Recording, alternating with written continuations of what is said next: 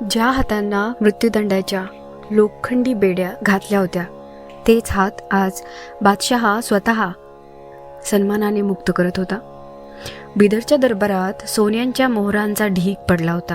बादशाह म्हणाला, दामाजी, तुमचा सेवक विठू महार आला होता. त्याने धान्याचा सर्व हिशोब सोन्याच्या मोहरांनी चुकता केला आहे. तुम्ही आता मुक्त आहात. पण हे शब्द ऐकताच संत दामाजी पंतांच्या पायाखालची जमीन सरकली. डोळ्यातून अश्रूचे लोट वाहू लागले. ते आकाशाकडे पाहून आक्रोश करू लागले. देवा, देवा विठ्ठला, माझ्यासारख्या पामरासाठी तू दरबारात सेवेकऱ्याचे रूप घेतलेस. माझ्यासाठी तू डोक्यावर सोन्याचे ओझे वाहून आणलेस. देवा, मला क्षमा कर. मी तुझ्याकडून एवढी मोठी सेवा करून घेतली. जय हरी विठ्ठल. विठ्ठल वाईबच्या सर्व निसिम भक्तांचे भाग 5 मध्ये मनापासून स्वागत. चौथ्या भागात आपण पाहिले, बादशहाने दामाजी पंतांना मृत्यूदंडाची शिक्षा सुनावली. पण भक्ताचा जीव वाचवण्यासाठी साक्षात पंढरीचा पांडुरंग विठू महार बनून बिदरच्या दरबारात आला. त्याने कमरेची सोन्याच्या मोहरांची पोतडी मोकळी केली. धान्याचा संपूर्ण हिशोब चुकता केला आणि दामाजी पंतांच्या सुटकेची पावती मिळवली. पण मग सुटका झाल्यानंतर जेव्हा दामाजी पंतांना समजले की तो विठू महार दुसरा कोणी नसून साक्षात पांडुरंग होता, तेव्हा काय घडले? दामाजी पंतांना पंढरपुरात कोणता अद्भुत साक्षात्कार झाला? चला ऐकूया आजचा हा अत्यंत भावूक आणि अलौकिक भाग. बिदरच्या दरबारातील वातावरण एका क्षणात बदलले होते.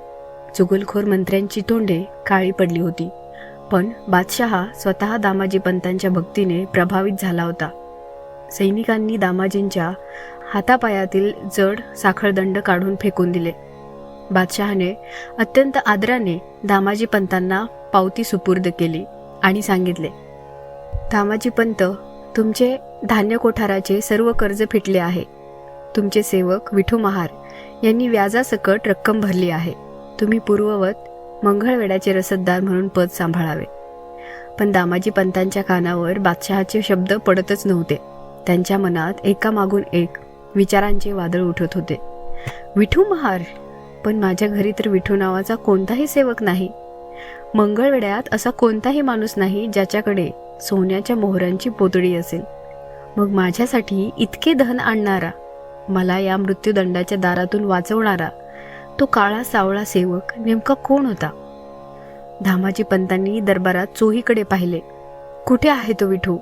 मला त्याला भेटायचे आहे असे म्हणत ते दरबाराच्या बाहेर धावले. पण बाहेर विठू महार कुठेच नव्हता. तो पावती घेऊन आधीच गुप्त झाला होता. त्या क्षणी दामाजी पंतांच्या डोक्यात लख्ख प्रकाश पडला. त्यांच्या अंगावर शहारा आला. डोळ्यातून अश्रूच्या धारा वाहू लागल्या. ते दरबाराच्या पायऱ्यांवरच खाली बसले आणि डोके धरून रडू लागले. ते स्वतःशीच पुटपुटले, अरे रे दामाजी, तू काय पाप कर्म केलेस? तू ज्या विठ्ठलाची रात्रंदिवस भक्ती केलीस, त्याच जगाच्या चालकाला, वैकुंठ्याच्या धन्याला तू तुझा सेवक बनवलेस. तुझ्या एका प्राणासाठी साक्षात जगन्नाथाने पाठीवर सोन्याचे ओझे वाहिले. बिदरच्या बादशहाच्या दरबारात तुच्छ जीवासाठी देवाने हात जोडले. धिक्कार असो माझ्या या जगण्याचा. दामाजी पंतांचे मन आता सरकारी सेवेमध्ये किंवा मंगळवेढ्याच्या अधिकारात राहिले नव्हते. त्यांना बादशहाने दिलेली पावती आणि मान सन्मान सर्व व्यर्थ वाटू लागले. त्यांचे पाय आता एकाच दिशेने धावत होते, पंढरपूर. त्यांना वाटत होते, मी जोपर्यंत माझ्या विठ्ठलाच्या चरणी डोके ठेवून त्याची क्षमा मागत नाही, तोपर्यंत माझ्या या जीवाला शांतता मिळणार नाही. दामाजी पंतांनी बिदरचा दरबार सोडला. त्यांनी कसलाही विचार केला नाही. घोड्यावर न बसता ते पायीच पंढरपूरच्या दिशेने धावू लागले. उन्हाची, भुकेची आणि तहानेची त्यांना अजिबात जाणीव नव्हती. रस्त्यात चालताना त्यांच्या डोळ्यातून सतत पाणी वाहत होते आणि ओठांवर एकच टाहो बाहेर पडत होता, देवा पांडुरंगा, मला क्षमा कर. तुझ्या या लेकराकडून अभयंकर अपराध झाला. तू स्वामी असून सेवकाचे रूप घेतलेस. देवा, मला दर्शन दे. मला तुझ्या चरणी सामावून घे. रात्र असो वा दिवस. दामाजी पंत न थांबता पंढरीच्या दिशेने चालत राहिले. वाटेत भेटणारे वारकरी त्यांना पाहत होते. पण दामाजींच्या ध्यानात फक्त आणि फक्त विठ्ठलाची ती गोजीरवाणी मूर्ती होती. भक्ताची ती आर्त हाक आणि असह्य तळमळ पाहून संपूर्ण आकाश ही हळहळत होते. भक्तांनो, भक्ताच्या एका हाकेसाठी स्वतः सेवक बनणाऱ्या पांडुरंगाची ही अलौकिक भक्ती ऐकून तुमचेही डोळे पाणावले असतील ना? जर तुम्हाला दामाजी पंतांच्या या अंतरीच्या तळमळीचा अनुभव स्पर्शून जात असेल तर विठ्ठल वाइब्स या आपल्या चॅनलला आत्ताच सबस्क्राईब करा आणि बेल आयकॉन नक्की दाबा. कारण यानंतर पंढरपूरच्या गाभाऱ्यात जो प्रत्यक्ष साक्षात्कार घडणार आहे तो ऐकून तुमचे जीवन धन्य होईल. व्हिडिओला लाईक करून कमेंटमध्ये जय हरी विठ्ठल लिहायला मुळीच विसरू नका. अखेर तो क्षण आला. दामाजी पंत पंढरपूरच्या वेशीवर पोहोचले.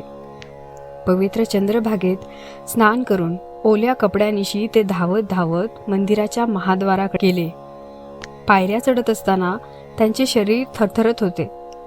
ते जसे मंदिराच्या गाभाऱ्यात पोहोचले आणि विटेवर उभ्या असलेल्या श्री विठ्ठलाच्या मूर्तीसमोर गेले तसा एक अद्भुत आणि अंगावर काटा आणणारा प्रकार घडला. दामाजी पंतांनी पाहिले, मूर्तीच्या कट्यावर असलेल्या हातांमध्ये बिदरच्या बादशहाने दिलेली धान्याची पावती तशीच धरली होती. विठ्ठलाच्या सावळ्या अंगावर घामाचे थेंब चमकत होते. जणू तो आत्ताच बिदरहून धावत धावत पंढरपुरात येऊन विटेवर उभा राहिला होता. हे दृश्य पाहताच दामाजी पंतांचा ऊर भरून आला. त्यांनी पांडुरंगाच्या चरणावर डोके टेकवले आणि ढसाढसा रडू लागले. त्या क्षणी विठ्ठलाच्या मूर्तीतून एक दिव्य अलौकिक प्रकाश बाहेर पडला. दामाजी पंतांना मंदिरात प्रत्यक्ष पांडुरंगाचा साक्षात्कार झाला. साक्षात विठ्ठलाने दामाजी पंतांच्या डोक्यावर हात ठेवला. गाभाऱ्यात पांडुरंगाचा अत्यंत मधुर शांत आवाज घुमू लागला. दामाजी, बाळ रडू नकोस. तू भुकेल्या जनतेचे प्राण वाचवण्यासाठी स्वतःचा जीव पणाला लावलास. तू प्रत्येक जीवात माझे रूप पाहिलेस. मग ज्या भक्ताने माझ्या लेकरांना अन्न दिले त्या भक्ताला संकटात पाहून मी वैकुंठात शांत कसा बसू? तू माझी सेवा केलीस म्हणून तुझ्यासाठी मी विठू महार बनलो. यात माझा कोणताही अपमान नाही. उलट भक्ताच्या कामासाठी धावून येण्यातच मला आनंद आहे. देवाची ही अमोल आणि कारुण्यपूर्ण वाणी ऐकून दामाजी पंतांचे जीवन कृतार्थ झाले. त्यांचे सर्व दुःख, सर्व मनस्ताप क्षणात गायब झाला. भक्ताचा आणि देवाचा हा अलौकिक मेळ पाहून मंदिरातील इतर वारकरीही धन्य झाले. साक्षात पांडुरंगाचा अलौकिक साक्षात्कार झाल्यानंतर संत दामाजी पंतांच्या अंतरात्म्यात ईश्वरी भक्तीचा एक असा अथांग प्रकाश पडला ज्याने त्यांच्या आयुष्याची संपूर्ण दिशाच बदलून टाकली. ज्या सरकारी पदासाठी, अधिकारासाठी आणि वैभवासाठी जग रात्रंदिवस धावते त्या मंगळवेढ्याच्या रसददार या उच्च आणि मानाच्या पदाचा दामाजी पंतांनी एका क्षणात तडकाफडकी राजीनामा देऊन टाकला. बादशाहीची चाकरी, मोहरांचा खजिना आणि सर्व ऐहिक सुखांचा त्याग करून त्यांनी आपले उर्वरित संपूर्ण आयुष्य फक्त आणि फक्त पंढरीच्या पांडुरंगाच्या चरणी आणि भुकेल्या गांजलेल्या जनसेवेसाठी अर्पण करण्याचा महान संकल्प केला. पण मित्रांनो, गोष्ट इथेच संपत नाही. सरकारी सेवेचा त्याग केल्यानंतर संत दामाजी पंतांनी पुढे कोणते अद्भुत कार्य केले. जेव्हा बिदरच्या बादशहाला दामाजी पंतांच्या या त्यागाची आणि त्यांच्या पाठीशी उभ्या असलेल्या साक्षात विठ्ठलाच्या चमत्काराची खरी प्रचिती आली, तेव्हा त्या परधर्मी बादशहाच्या मनात दामाजीबद्दल आणि पांडुरंगाबद्दल कशी अथांग आदराची भावना निर्माण झाली. मंगळवेढ्याची ही पावन भूमी सोडून संत दामाजी पंत कायमचे पंढरपुरात कसे वसले. पंढरीच्या वाळवंटात संत ज्ञानेश्वर, संत नामदेव आणि संत चोखामेळा यांच्या पावन परंपरेशी ते कसे एकरूप झाले. आणि सर्वात महत्त्वाचे म्हणजे संत दामाजी पंतांच्या या अलौकिक जीवनगाथेतून आजच्या आधुनिक युगातील माणसाला खरी कर्तव्यनिष्ठा आणि मानवता म्हणजे काय याचा कोणता महान संदेश मिळतो. या सर्व भावूक, स्फूर्तिदायक आणि डोळ्यात अश्रू आणणाऱ्या प्रसंगाची उत्तरे मिळण्यासाठी पाहायला विसरू नका या मालिकेचा पुढील भाग 6. भक्तांनो, जर तुम्हाला आपल्या विठ्ठल वाईब्स चॅनलवरील भाग 5 मधील हा साक्षात्कार आणि दामाजी पंतांची भक्ती मनापासून आवडली असेल तर या व्हिडिओला आत्ताच लाईक करा. तुमच्या वारकरी मित्रपरिवारासोबत व्हॉट्सअप ग्रुप्सवर शेअर करा आणि आपल्या विठ्ठल वाईब चॅनलला नक्की सबस्क्राईब करून बेल आयकन दाबा, जेणेकरून पुढचा भाग तुमच्याकडून चुकणार नाही. कमेंट बॉक्समध्ये आपल्या लाडक्या पांडुरंगाच्या नावाने लिहायला विसरू नका. जय हरी विठ्ठल. पुन्हा भेटूया पुढच्या भागात. तोपर्यंत विठ्ठल नामाचा गजर करत रहा. रामकृष्ण हरी.